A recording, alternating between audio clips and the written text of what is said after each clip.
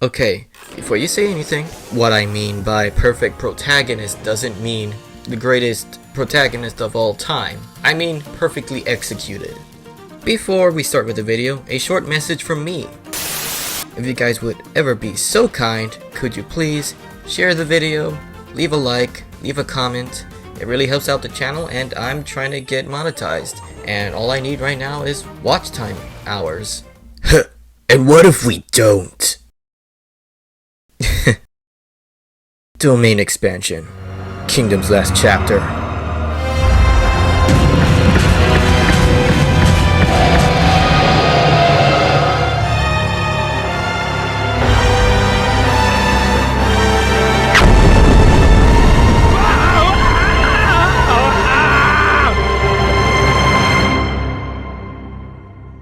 It was hard for me to get to this video, the Anne specific video, because I had already done Marcy, Sasha, Darcy, and even Andreas. The Andreas one was a joke one, but still.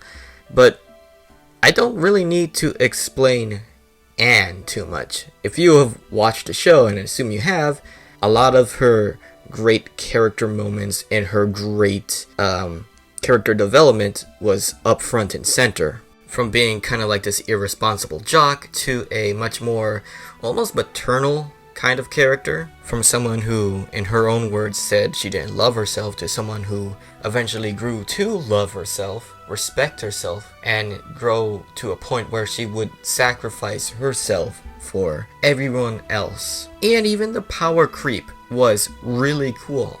It started with glowing eyes, and then Super Saiyan, and then Super Saiyan Requiem, and then Ultra Instincts. No, I will not apologize for those puns. But joking aside, this video will be talking about a very subtle aspect of her personality that actually went through an entire arc throughout the series, and is her anger. In the first season, she would explode in anger, usually as a joke, but towards the second season, when Hop Pop betrayed her, she did hold a grudge, but she did forgive him, but it took a while. Then you may think that that whole forgiveness arc only lasted with Hop Pop and extended to Sasha, but if we take this step by step, in true colors, she got really angry at Sasha, understandably so.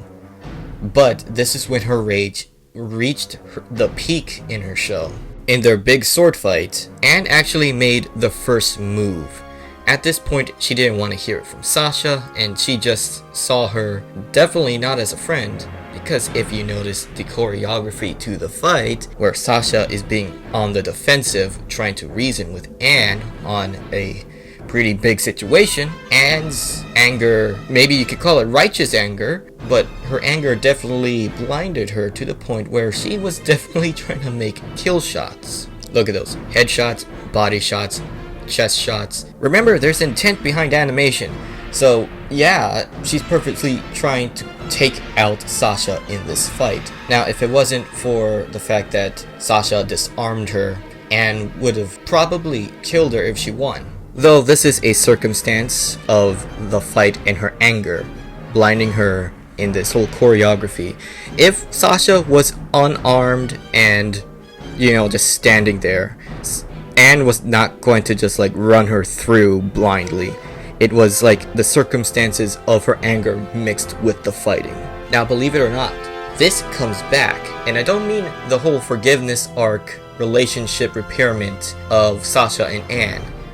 It's the fight between Anne versus Andreas. Compare the two different states of anger in both fights, where Anne was definitely more blind with anger when she fought Sasha at the end of season 2. She was definitely angry with Andreas, but she was more controlled and thought things more through. She even tried to empathize with his struggles mid-fight, when a season ago, she didn't even want to hear Sasha out. And even towards the end, where Anne was blindly trying to make kill shots on Sasha, probably not thinking it through, when Andreas surrendered last second, she, at last second, also moved to the side and didn't turn him into a donut, like our favorite Emerald using JoJo character. It really shows the development between her states of rage. She definitely has the right to feel angry, but she has learned to control her anger and think things through in her situations. Even against the core, after everything the core has done, she never said anything to the core that is even mildly insulting. She didn't want revenge or even call them out for what a horrible creature they are. She just was there to protect the people behind her. And all this character development is on top of the rest of her character development and the rest of her hero's journey and just her personal journey. And it just adds up to a well-executed main character. Quite honestly, one of my favorite protagonists among, my other favorite protagonists. This is the new Frogger home video game, Ribbit. It's just like the arcade game, very lifelike, Ribbit. See, you have to hop Frogger past these cars and trucks. Missed, Ribbit. Past the snakes, onto the logs, and the alligators in the river, Ribbit, Ribbit. And back home to his lily pad. Whew. Frogger is absolutely riveting.